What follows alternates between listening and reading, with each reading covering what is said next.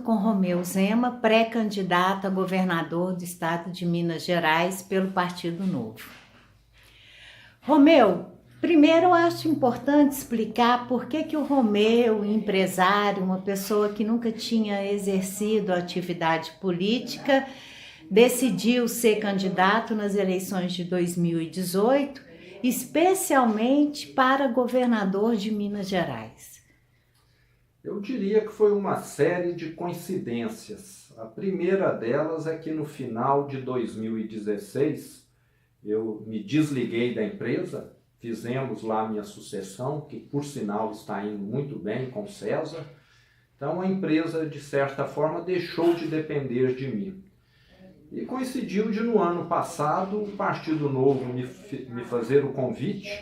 Inicialmente eu falei não, porque nunca ocupei nenhum cargo público, nunca disputei nenhuma eleição, nunca apoiei nenhum candidato ou partido.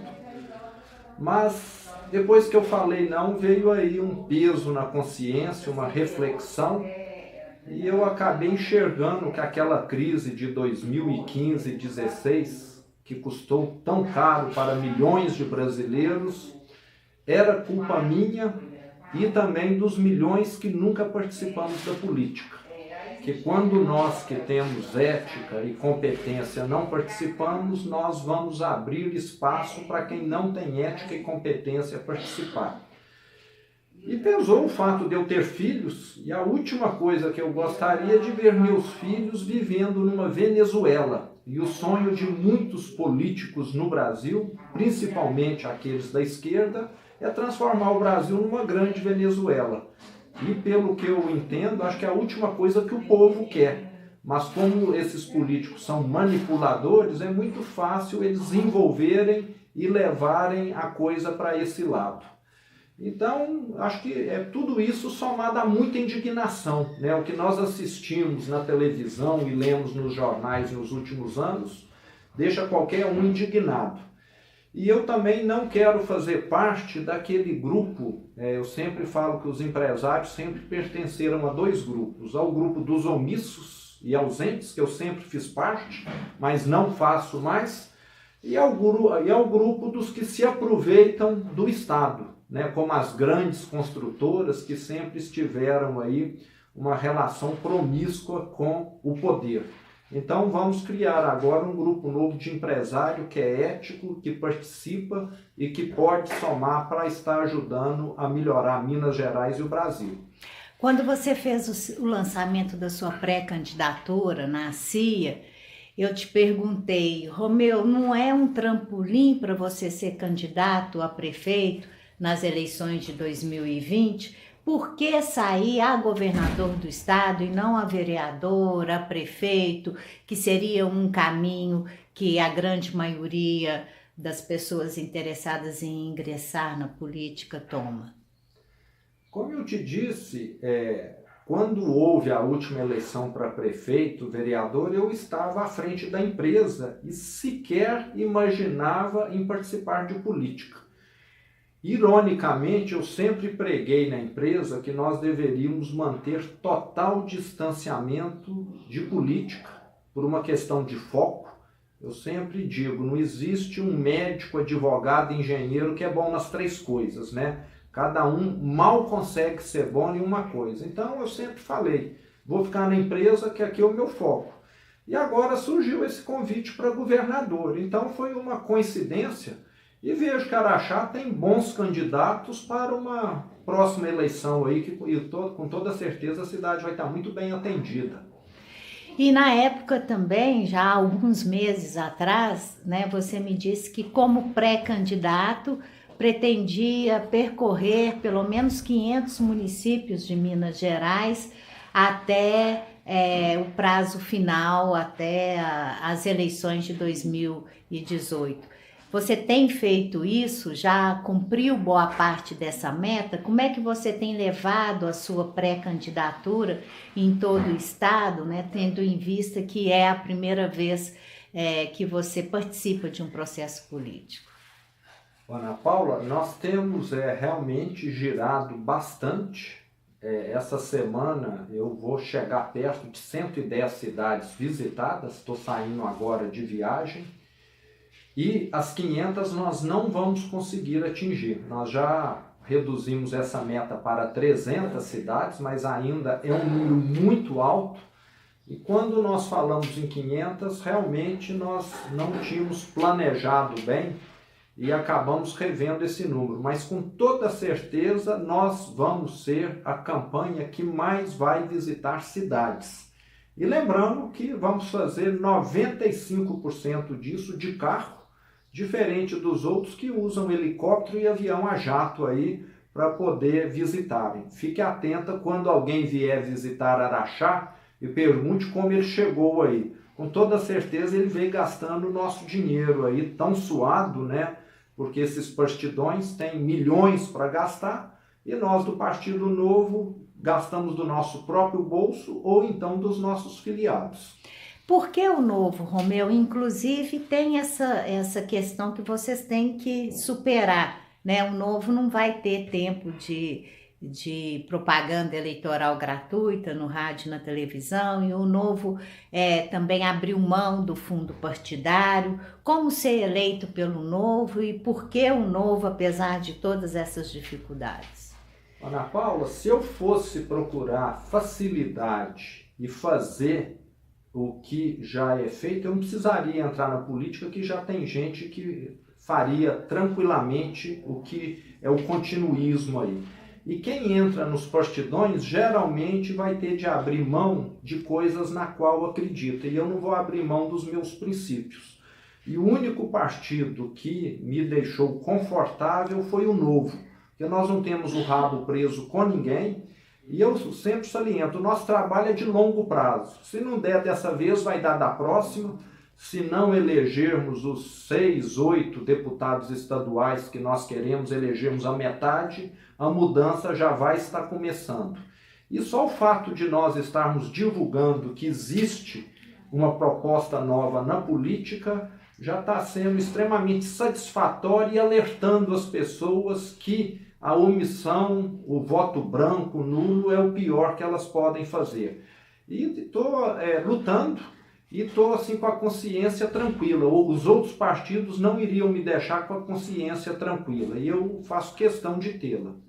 Como pré-candidato, né, a sua candidatura ainda vai ser oficializada.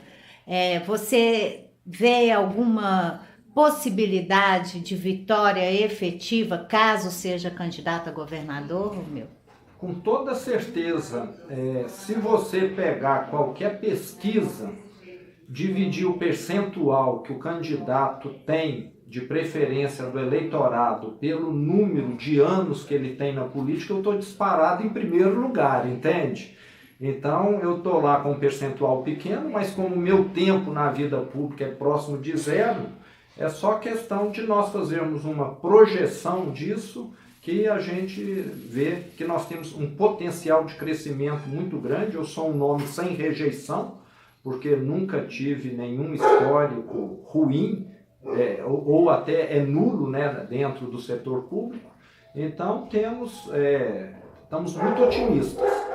E agora que nós estamos realmente começando a fazer um trabalho mais profissionalizado, um trabalho de forma mais intensa. Então o resultado vai começar a aparecer de agora em diante. Essa decisão, inclusive, de participar da política, ela não está limitada à sua pré-candidatura ao governo de Minas Gerais. É uma decisão, então, a longo prazo. Você pretende continuar militando politicamente, visando alguma transformação em termos de país, Sim, é isso? Exatamente. Independente do resultado, eu quero estar divulgando as causas liberais. Acredito muito que o ser humano é o grande propulsor do desenvolvimento e que o Estado tem a importância, a relevância dele, mas ele tem de ser uma entidade bem menor do que é hoje. Que hoje ele mais nos onera e atrapalha do que propicia benefícios. Romeu, todo mundo sabe que existe uma grande dificuldade em relação ao governo porque existe aí a necessidade do governador ter o apoio da Câmara, da Assembleia Legislativa, do prefeito ter o apoio da Câmara Municipal, do presidente ter o apoio da Câmara Federal. Como é que você trabalha essa perspectiva, né? Como governar, caso eleito, né, num sistema político eleitoral vigente que é esse do país? Correto. Tem alguns pontos aí. O primeiro é que muita coisa o executivo consegue fazer. Um dos objetivos nossos é simplificar a legislação tributária do ICMS, porque Minas Gerais tem a pior delas, a mais complexa.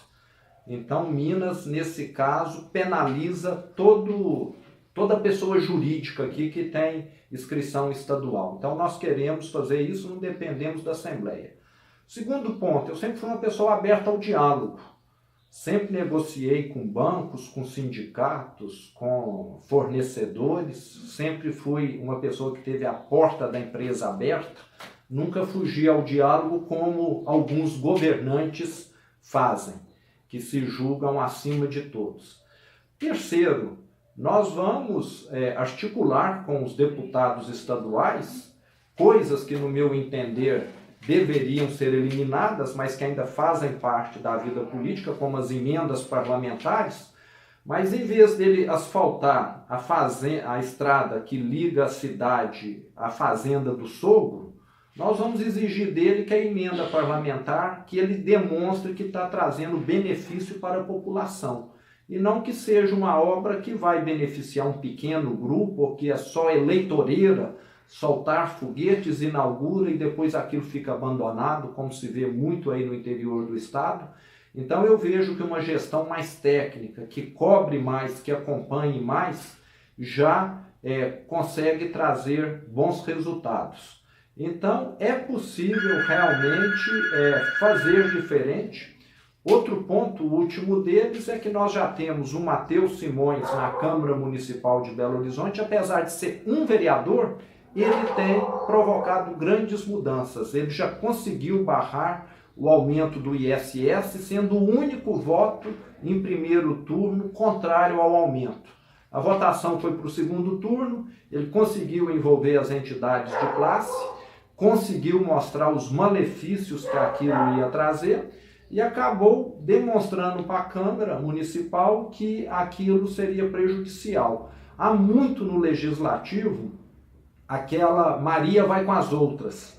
Um que é da velha guarda lá, uma liderança antiga, fala, nós vamos votar assim, todo mundo vota sem analisar, sem aprofundar. Então, nós vamos ter gente lá questionadora, gente crítica, que vai, vamos dizer, não sendo essa Maria vai com as outras. E isso faz muita diferença. Então eu acredito, não vai ser fácil, mas que com toda certeza está longe de ser impossível.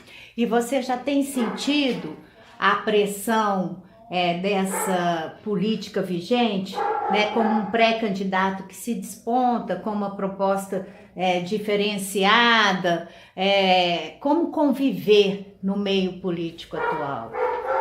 Com certeza já começamos a incomodar, né? Nas 2 últimas semanas nós tivemos aí a notícia de que tanto a Anastasia quanto o Rodrigo Pacheco vão ter vices governadores aqui do Triângulo.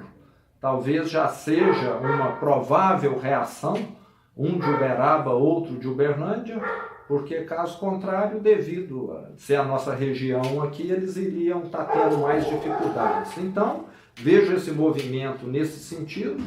E também teve casos aí de eu nunca ter sido citado na mídia, citaram, né, de forma bem maliciosa um caso da minha cidadania italiana aí, de forma muito distorcida, né, diga-se de passagem, que logo deve ficar pronto, eu vou fazer questão de mostrar. Se eu não fosse pré-candidato, com certeza aquilo nem teria sido levantado. Não fiz nada de errado, não tenho o que temer, mas com certeza foi provocado devido quererem me afetar de alguma maneira. Não encontraram nada, viram que aquilo ali poderia colar e tentaram fazer, mas não colou não, e logo a minha cidadania vai estar pronta aí para me mostrar para todo mundo que eu tenho direito e que foi tudo feito da forma correta. E eu também te perguntei na última ocasião que estivemos juntos sobre Araxá, e você me deu uma resposta bem republicana. É, nós, araxaenses, somos bairristas, queremos tudo para o nosso município, né? Que o candidato, ainda mais um governador de Araxá, né? A expectativa da gente cresce demais em termos de como esse governador vai beneficiar o meu município. Então, eu gostaria que você falasse sobre essa afinidade e, caso seja eleito, como Araxá vai estar no seu projeto de governo. Então, Ana Paula, eu quero deixar bem claro que eu, como governador, não vou estar fazendo nada diferenciado, excepcional para Araxá, simplesmente porque sou daqui. A minha responsabilidade vai ser com todo o Estado, mas sei dos problemas de Araxá, acho que melhor do que qualquer outro candidato, e vamos estar olhando isso com muito mais proximidade, né? Esse aí eu acho que tem até um compromisso emocional, né, com a minha cidade. Eu acho que todos nós temos isso. Às vezes as coisas aqui ficam demorando para serem aprovadas, ficam relegadas a um segundo plano, e com toda certeza não vamos deixar com que isso aconteça. Mas vamos estar trabalhando por Minas Gerais toda, e com isso Araxá só tem a ganhar. Quando você mora num bairro que fica todo arborizado, pavimentado, você ganhou. Se for só a sua casa, até você não ganha, concorda, né? Então, acho que nós temos de fazer estrada boas. Acho que a BR-262 precisa ser duplicada. Isso vai beneficiar Ibiá, Papos, Patrocínio, Uberaba, Uberlândia, Perdizes, Santa Juliana. Então, eu vejo que Araxá vai se beneficiar junto com outras cidades também.